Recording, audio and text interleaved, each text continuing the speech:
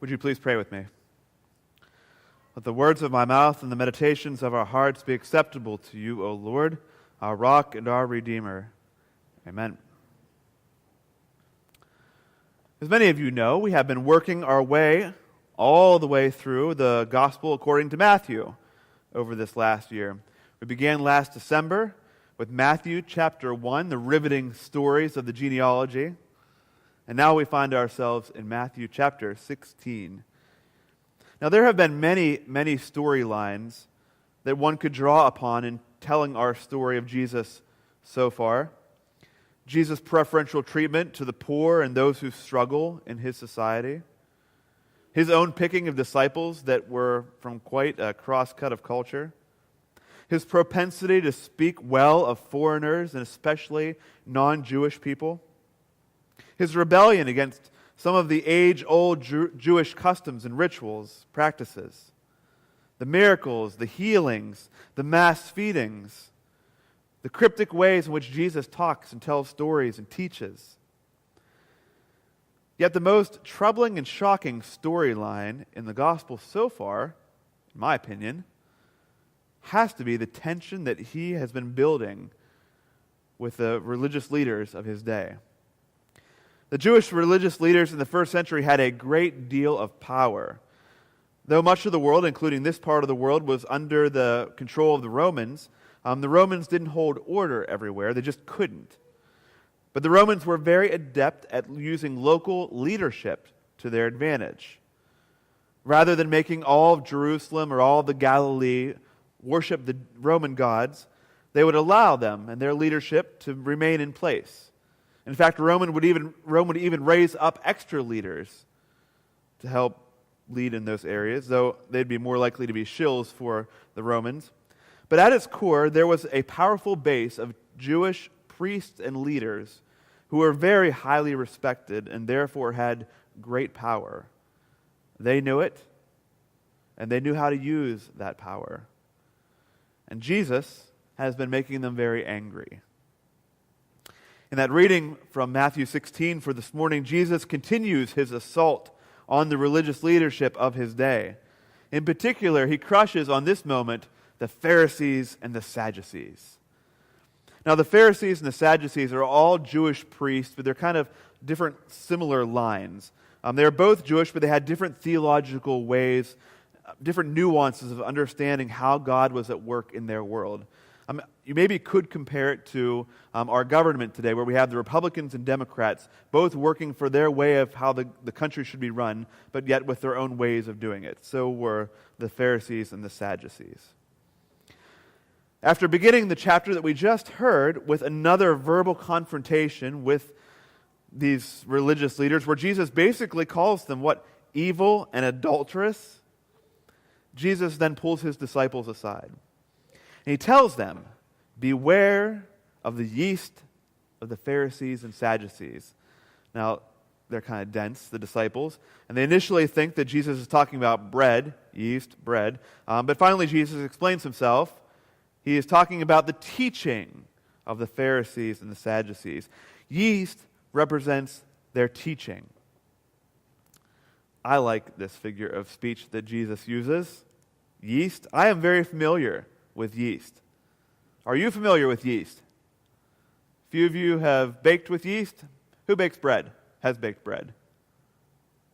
That's kind of a shocking small amount. It's not surprising, though. I think this is another one of these biblical analogies, another of these biblical principles, ways in which Jesus teaches that is far removed from where we are now. We don't know farming like Jesus would have. We don't know planting like Jesus would have. We don't really know baking like Jesus would have, right? I mean, nowadays, we'll go to the store and buy our bread. Very few of us bake our own bread. Of course, in Jesus' day, they didn't know yeast like we do. They knew that there was something in the bread, in the dough, that made it rise, but they didn't know exactly what that was. We didn't begin to figure out what yeast was until the 17th century. And so in the first century, they would have been familiar with leaven. Leaven is actually the word used in that. And leaven simply was just a bunch of uncooked dough. So after they'd make their big batch of dough, they would keep a little part of it that they didn't bake, and then they'd use that in the next batch. And they had no idea why, but it rose. And when they didn't use that little bit from before, it wouldn't rise. The leaven, the little ball of dough that they would add to the next one. And so when that little ball of dough with the yeast in would mix with the new one, the new batch of dough, it would mix with those sugars, it would multiply rapidly, and it would rise like we're all familiar with now. And so not knowing, those first century people were multiplying and culturing yeast in that piece of set aside leaven. Pretty brilliant, isn't it? What Jesus says, that is. Beware of the leaven of the Pharisees and Sadducees, meaning beware of the small teachings, the little things they say, the little ways in which they impart and change your life.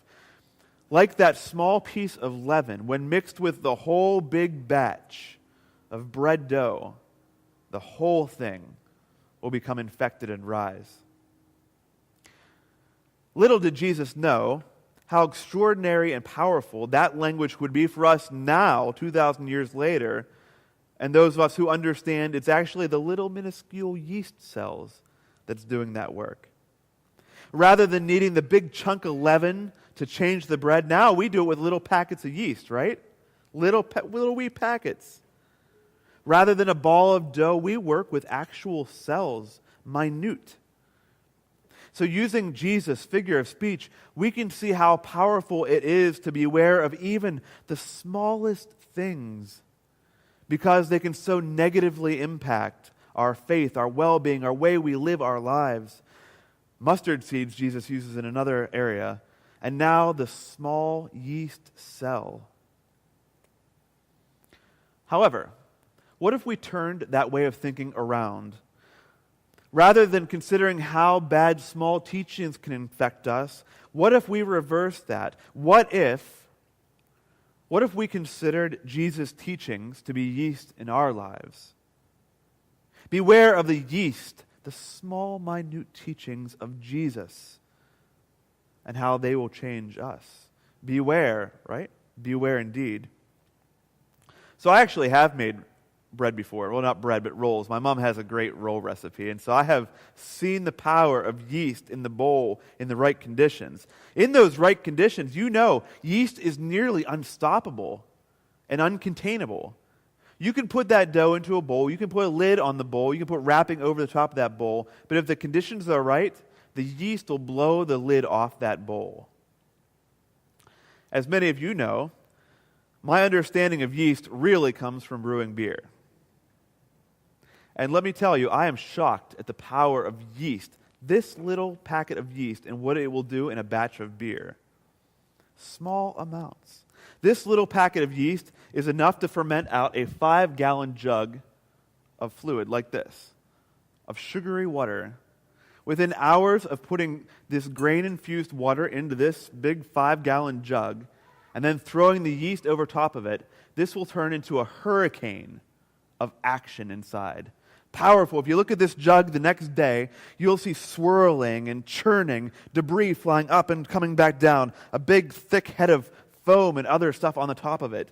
It's so intense. In fact, it can be so intense, it will blow the lid off this and make foam and debris fly all over your kitchen. That's why you put it into a big pan, or else your wife gets mad at you. My real lesson with the power of yeast happened a couple years ago. After the yeast does its fermentation thing, you put the fluid that's now fermented out into bottles, and there's yeast invisible in that fluid after you ferment it. It's always in there. And if you put a little bit more sugar in that bottle with that yeast, it'll carbonate inside the bottle after you cap it and seal it. Just a little bit of sugar. If you put a little too much sugar in that bottle with that yeast and cap it and leave it, it will explode. These little cells of yeast will explode glass bottles in the right conditions. If you give them enough food, enough to eat, they will explode glass. A friend of mine, in his first batch of beer that he brewed, exploded a growler. He said it sounded like a bomb going off in his kitchen at 3 a.m. My point is this. What would it look like if you, me, if this church community was like yeast of Jesus' teaching to this Aliquippa community? Yeast in the proper conditions that are fed and multiplying and hungry. Yeast that when added to the dough was uncontainable in the bowl any longer. Yeast that is determined to blow the top off of your big jug or explode bottles because we have been so fed with so much Jesus. Yeast, yet so small and seemingly so insignificant, can change everything. In beer making, there are hundreds of different strains of yeast.